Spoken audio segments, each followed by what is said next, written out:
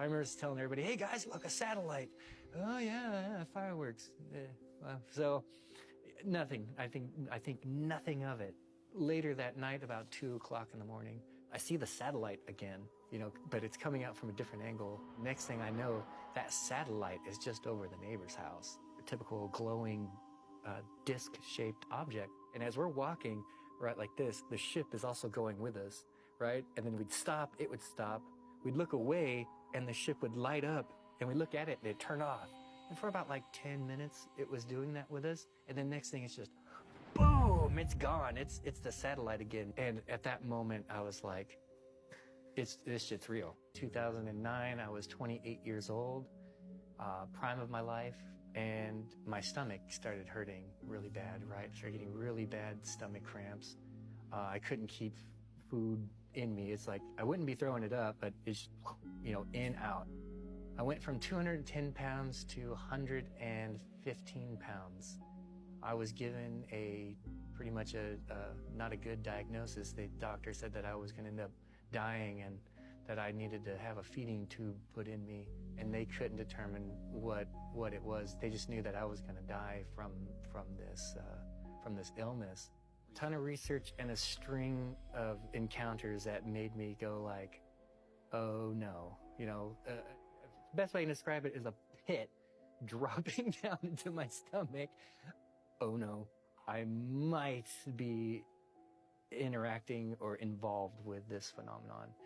It's like, poof, you go to bed and then something's happening to me. Like this, you would think dream, but it's not a dream because you have your five senses. You can touch, you can taste, you can smell, and hear, and there's textures. You can see the textures. Where in a dream, there's not so much texture in the dream. So it'd be stuff like I'm standing in my pajamas, by like that I've gone to bed, and I'm in the pajamas I go to bed in, and I'm like in this metal dome, and there would be like a platform on the ground and this weird grated floor, but there'd be all these little tiny gray beings surrounding me, and they're all looking up at me. Like, my wife and I were staying, in the motorhome here, and I hear on the back garage, to get into the garage, something jiggling the door handle, right?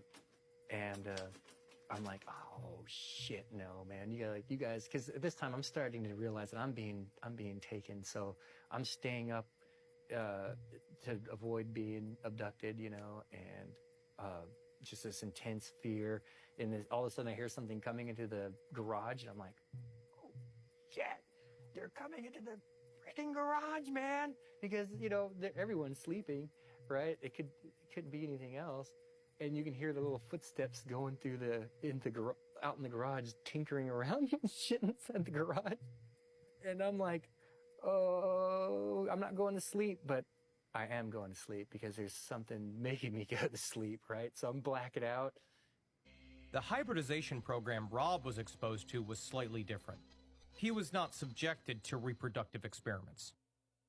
I don't remember exactly the day.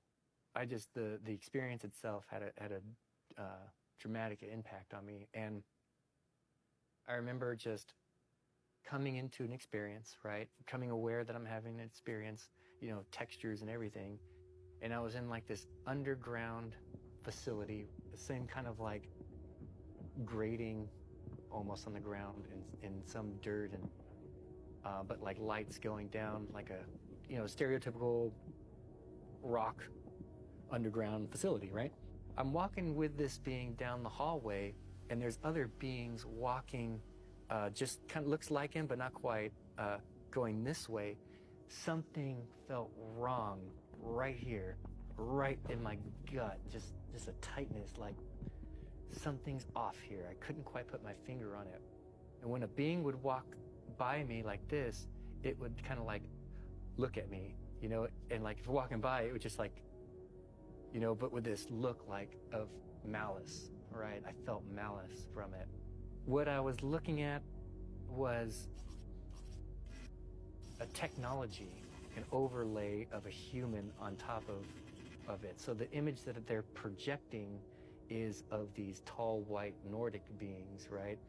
But when I walked by, it was like a digital distortion in the holographic image, and I can see that there was a lizard face behind that holographic image.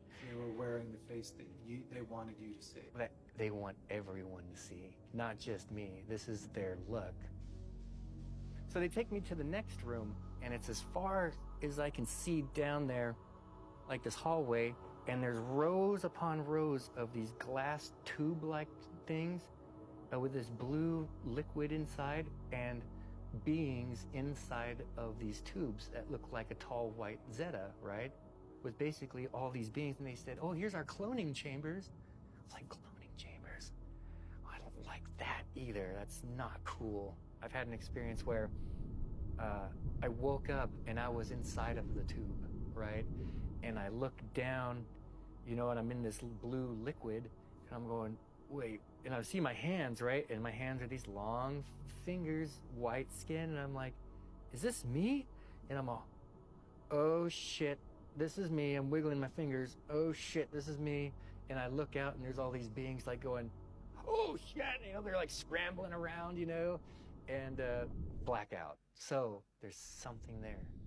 These beings are abducting people, removing their consciousness, just like my consciousness was removed from my body. I believe they're removing consciousness from abductees, and that's the power source that they're using. It's like these are the V8 engines they're putting in these, you know, cars.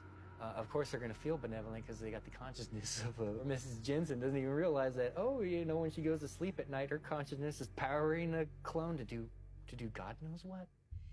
While the experiences are alarming, the effort to wipe or hide the memory is just as disturbing. But through regression therapy, most abductees uncover the truth.